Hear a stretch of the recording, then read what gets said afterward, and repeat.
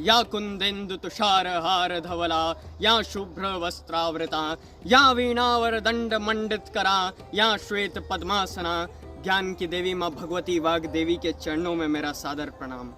बंधुओं, भारत का इतिहास केवल राजाओं और युद्धों का इतिहास नहीं है। भारत का इतिहास स्मृति पर हुए आक्रमणों का भी इतिहास है। और इतिहास गवाह है, जब जब भारत की स्मृति पर प्रहार हुआ है, तब तब हमने संघर्ष को तपस्या और साधना में बदला है। आज मैं आपको कोई कल्पना नहीं सुनाने जा रहा हूँ। आज मैं आपको मालवा की उस धरती के बारे में बताने जा रहा हूँ, जहाँ विद्या, धर्म, समाज और सत्ता चारों ने एक साथ संघर्ष झेला। यह गाथा है धार की भोजशाला की। यह 11वीं शताब्दी थी, लगभग 1000 से 1055 ईस्वी। मालवा पर परमार वंश के प्रतापी शासक महाराजा भोज का शासन था।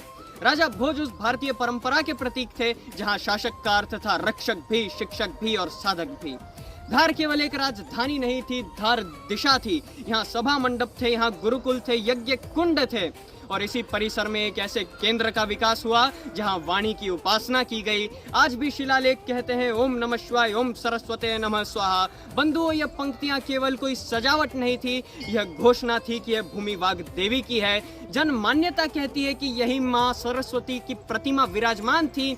और लोक कथाएं कहती है यहाँ लगभग 255 वर्षों तक अखंड यज्ञ चले। और इतिहास भी इस बात को स्वीकार करता है कि एक बहुत ही महत्वपूर्ण शैक्षणिक धार्मिक परिसर था। परंतु इसके बाद समय बदला। राजा भोज के बाद परमार सत्ता कमजोर हुई। 12वीं और 13वीं शताब्दी आते आते राजनीतिक संतुलन डगमगाने लगा। परंतु स्मरण रखिए, राजनीतिक दुर्बलता कभी भी सांस्कृतिक मृत्यु नहीं होती। अभी भी भोजशाला जीवित थे, आचार्य जीवित थे, शिष्य जीवित थे, साधना जीवित थी। परंतु उसी समय के आसपास उत्तर भारत में एक नई शक्ति उभर रही थी, दिल्ली सल्तनत। सन 1269 के बाद दिल्ली सल्तनत की कुदृष्टि मालवा पर पड़ी और सन 1301 के आसपास अलाउद्दीन खिलजी की फौज मालवा पहुंची। यह केवल राज्य विस्तार नहीं था, यह सभ्यतागत हस्तांतरण था। जब सत्ताएं बदल दी जाती है तो केवल राजा नहीं बदलते, संस्थाएं भी बदलती है। और भारत में संस्था का अर्थ है मंदिर, मठ और विद्या स्थल।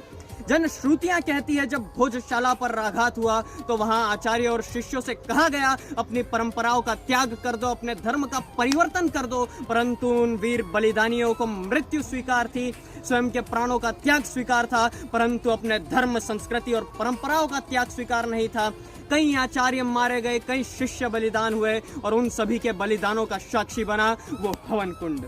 इतिहास इस बात को पूरी तरह दर्ज नहीं करता, परंतु स्मृति इस बात को भुलाती भी नहीं है। और यही भारत की सबसे बड़ी त्रासदी भी है और शक्ति भी।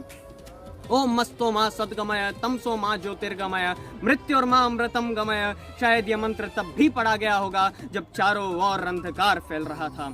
इसके बाद आया सन 1401। दिलावर खान गौरी ने मालवा सल्तनत की स्थापना करी। भोजशाला परिसर में कई संरचनात्मक परिवर्तन किए गए। मंदिर की ही पूर्ववर्ती सामग्री, खंबे, बिंब, शिलाओं का प्रयोग कर उन्हें एक नई संरचना में समाहित कर दिया गया। और मंदिर के ही एक हिस्से का प्रयोग मस्जिद के रूप में किया जाने लगा। फिर आया सन 1514। महमूद शाह खिलजी द्वितीय के काल में यहीं पर कमाल मौला की मजार बनाई गई। बंधुओं, नाम बदले, ढांचे बदले, परंतु स्मृति को कौन बदल सकता है। इसके बाद समय फिर से पलटा। सन 1700 के बाद मराठा शक्ति मालवा पहुंची। फिर से हिंदू परंपराओं को एक स्थान मिला। पूजा प्रारंभ हुई, वसंतोत्सव लौटे। भोजशाला ने एक बार फिर से श्वास ली।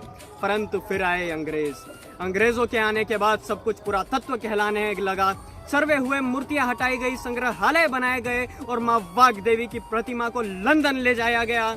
इतिहास इस बात को प्रमाणित नहीं करता, परंतु यह निर्विवाद है कि मां वाग देवी अब भोजशाला में नहीं रही। फिर आया स्वतंत्र भारत, परंतु शांति अभी भी नहीं आई। सन 1948 स्वतंत्रता के बाद भोजशाला को लेकर पूजा, नमाज, तनाव खुलकर बाहर आया। सन 1962 स्थल को लेकर कानूनी दावे न्यायालय तक ले जाए गए, परंतु सरकार और न्यायालय ने मस्जिद दावों को स्वीकार नहीं करा। सन 1997 प्रशासनिक आदेशों के कारण हिंदू पूजा पर कड़े प्रतिबंध लगाए गए। बसंत पंचमी को सीमित अनुमति दी गई। सन 2003 भारतीय पुरातत्व सर्वेक्षण के द्वारा एक नई व्यवस्था लागू की गई। कुछ दिन नमाज, कुछ दिन पूजा।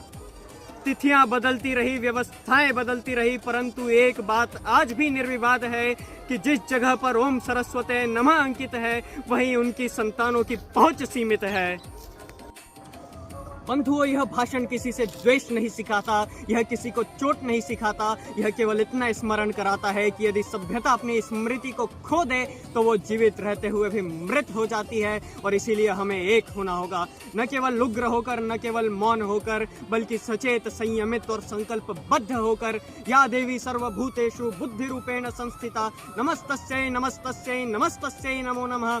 माँ सरस्वती की प्रतिमा आज भी प्रतीक्षा में है और इतिहास गवाह है, जब जब भारत ने प्रतीक्षा करी है तब तब उसे तपस्या में बदला है, साधना में बदला है। यह संघर्ष घृणा का नहीं, यह संघर्ष स्मृति का है, यह युद्ध शस्त्रों का नहीं, यह युद्ध स्वाभिमान का है। और भारत कभी स्वाभिमान के युद्ध हारता नहीं। बेशक वो लंबे चल सकते हैं पर हम कभी पराजित नहीं होंगे। वीरों, अब समय आ गया है कि हम अपने धर्म की रक्षा करें। धर्म एव हतो हन्ति धर्मो रक्षति रक्षितः। जो धर्म का नाश करता है धर्म उसका नाश करता है, और जो धर्म की रक्षा करता है धर्म उसकी रक्षा करता है। कि रण भैरी बज उठी ध्वजाएं लहराई आकाश में, कदम बढ़ाओ वीर जवानों आग भरो निज श्वास में। मन में दीप जलाओ जो बुझ सके नहीं तूफान में, किंचित कमी नहीं आए भोजशाला के सम्मान में। भोजशाला रणचंडी बनकर खप्पर आज पसारती, कायरता को तजो वीरता आज तुम्हें ललकारती, कायरता को तजो वीरता आज तुम्हें ललकारती। बहुत बहुत धन्यवाद। भारत माता की जय।